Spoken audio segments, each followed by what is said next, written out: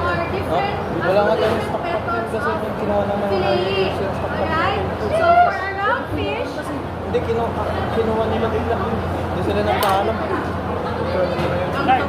Ewan, picture mo. alright, again, everybody here. Again.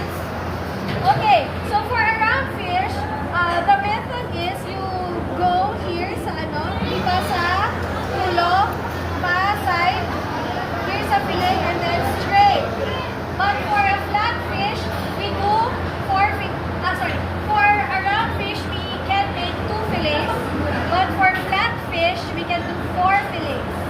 Kasi, okay, so I'll demonstrate later yung sa round fish. Yung sa flat fish kasi, di ba mas yun, mas mahaba? So what we do normally is cut it in the center first, tapos fillet 1, yung dito sa top, sa may dito panda, and then fillet 2 will be here, and then the other side. So ganun yung flat fish. But for round fish, again, we only do 2 fillets. So the first thing that we have to do is, of course, to descale it first. Tagalin mo na yung scales, and then we start always ahead.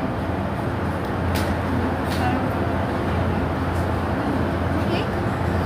So, palibot dito. Palibot here.